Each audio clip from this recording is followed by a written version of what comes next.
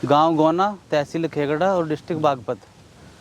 तो दोस्तों आज हम आए हुए हैं डिस्ट्रिक्ट बागपत में और हम जानेंगे देसी मुर्गी पालन के बारे में। अक्सर लोग कहते हैं कि देसी मुर्गी पालन में लाखों रुपए की कमाई होती है, अच्छे से कमाई होती है। दोस्तों आज की सच्चाई जानेंगे इस फार्मर के द्वारा जो हमारे साथ में खड़े हुए हैं। पूरी डिटेल में बात करेंगे देसी मुर्गी पालन में प्रॉफिट होता है नहीं होता है, अगर प्रॉफिट होता है तो कैसे प्रॉफिट ले सकते हैं। साथ में सबसे बड़ा जो समस्या आती होती है मार्केटिंग की, कहाँ सेल कर सकते हैं। तो दोस्तों वीडियो काफ़ी इंटरेस्टेड होने वाली है, वीडियो को पूरा देखिएगा और पूरी इन्फॉर्मेशन आपको इस वीडियो में मिलने वाली है देसी मुर्गी पालन के बारे में। सर सलाम वालेकुम। जी वालेकुम सलाम जी। कैसे हैं सर? जी बढ़िया। सर आज आपके फार्म पे हम आए हुए हैं। थोड़ा सा अभी हम फार्म के बाहर ही खड़े हैं, पूरा फार्म घुमाएंगे, टूर कराएंगे और पूरे जो इसकी सच्चाई है देसी मुर्गी पालन के बारे में वो आपसे जानने की कोशिश करेंगे। तो सबसे पहले तो अपना परिचय दीजिए सर। जी मेरा नाम मोहम्मद लाइक अहमद है और ये गांव मेरा गोना है, तहसील खेगड़ा, थाना चांदी नगर, जिला बागपत। जी। और जी मैं पेशे से एडवोकेट हूँ। मैंने वकालत की पढ़ाई की हुई है और डिस्ट्रिक्ट बागपत में अपना चैम्बर है, वहाँ पर मैं प्रैक्टिस करता हूँ। और ये मैंने भाई को करा रखा है, भाई इसकी देखभाल करता है सब कुछ। तो सर वकालत एक तरफ वकालत है, वहाँ कानून की पेचीदा लड़ाइयाँ वगैरह लड़ते हैं आप लोग, और यहाँ मुर्गी पालन मतलब कृषि की तरफ आप बढ़ रहे हैं। तो क्या आपको अच्छा लगा मुर्गी पालन के अंदर और क्यों आपने इसका चुनाव करा? वैसे पैदाइश मेरी कृषि घर में हुई है, हमारी कृषि भी होती है। सारी ज़मीन जो दिख रही है ये करीब 15 बीघे यहाँ पर ये, तो ये हमारी ज़मीन है, कृषि होती है। और जो वकील होता है वो ऑलराउंडर होता है, क्योंकि सभी तरह केसेस आते हैं उसके पास में। इसी तरह यानी जो दिमाग खुला हुआ होता है। और आजकल यूट्यूब वगैरह है, उसमें देखते हैं, उससे नॉलेज आई है। जी। तो यानी कुछ अपना ही बिजनेस करने का यहाँ पे सोचा वकालत के साथ साथ में? हाँ ये साथ में वो एक्स्ट्रा इनकम हो जाएगी, साइड बिजनेस हो गया।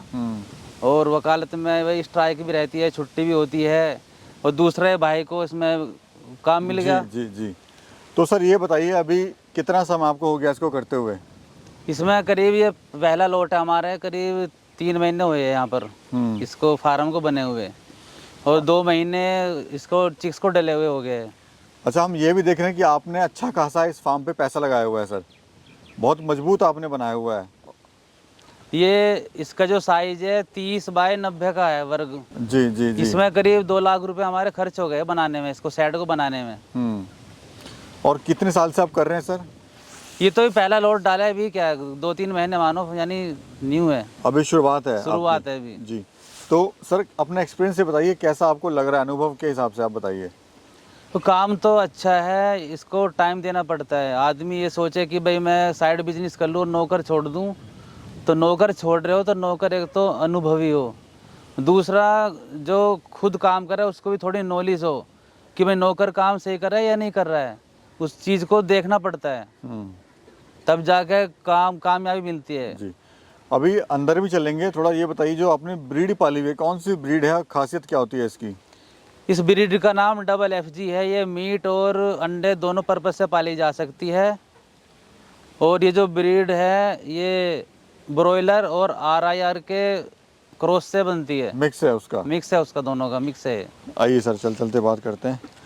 तो सर ये जो ब्रीड है अंडे के लिए होती है या फिर मीट के लिए होती है? ये फर्स्ट तो मीट के लिए होती है, सेकेंडरी होती है अंडे के लिए, दोनों चीज़ के यूज़ हो सकता है इसमें।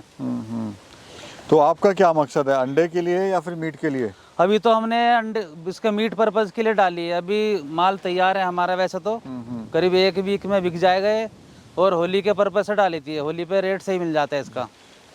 अच्छा सर, कहते हैं कि देसी मुर्गी पालन में अच्छा खासा मुनाफा होता है, तो क्या इसमें वाकई में लाखों की कमाई होती है?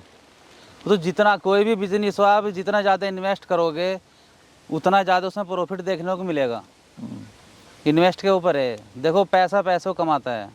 यानी कहीं ना कहीं जो है पैसा पैसे को कमाता है, बिल्कुल आपने सही बोला, और उसी हिसाब से भी प्रॉफिट भी आना स्टार्ट होता है। हाँ जी, देखो खुद की अगर हैचरी हो और दूसरा दाना कंपनी से ना लेकर खुद का दाना बनाए, इजी है, ज़्यादा हार्ड नहीं है ये। आदमी उसमें थोड़ा अपने आप को टाइम देगा तो सारे रास्ते मिल जाते हैं। तो खुद का फीड होगा और मैनेजमेंट सही होगा और मोर्टेलिटी रेट कम रहे, भाई मरते तो है लेकिन कम मरे, तो फिर अच्छा प्रॉफिट हो जाता है। चलिए अंदर भी सर चलते हैं। तो एंट्री सर हम देख रहे हैं 2 तरह से आपने एंट्री बनाई हुई है। हाँ जी, एक उस साइड से एंट्री है और एक इस साइड से एंट्री है। तो यहाँ पे कितने टोटल बर्ड हैं सर अभी?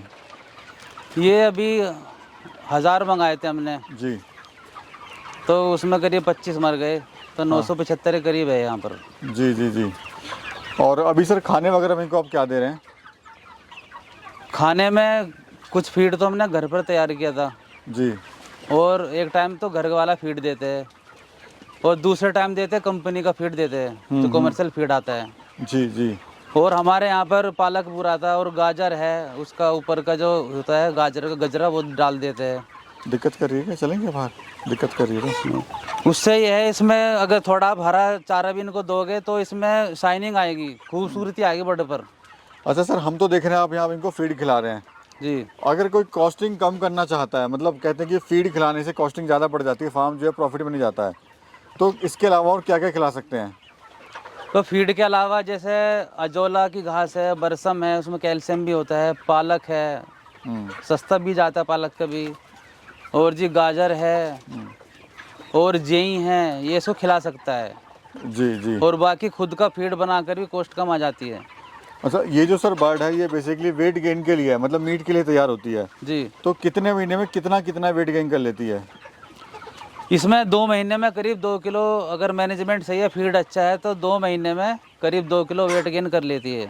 उसके बाद में इसका वेट बढ़ता है, और 2 महीने में ये यानी इसको मीट के लिए काट सकते हैं। तो सर थोड़ा इसकी मार्केट के बारे में बताइए, आपने मार्केट कैसे बनाई अपनी और कहाँ आप सेल कर रहे हो अभी? मार्केट ये कुछ तो हमारे पास फेरी वाले जो फेरी फिरते हैं गांव-गांव, शहर-शहर, उनको दे देते हैं, वे ले जाते हैं। जी और दूसरा गाजीपुर मुर्गा मंडी है दिल्ली में, दिल्ली बॉर्डर पे, यूपी दिल्ली के बॉर्डर पे है वो जी काफ़ी बड़ी मंडी है, वहाँ पर ही बात हुई है हमारी। जी। अभी जो फिलहाल का लौट है ये होली के लिए तैयार कर रखा है हमने, करीब 2 किलो वेट आ गया है इसका, तो होली पे इसको निकाल देंगे हम।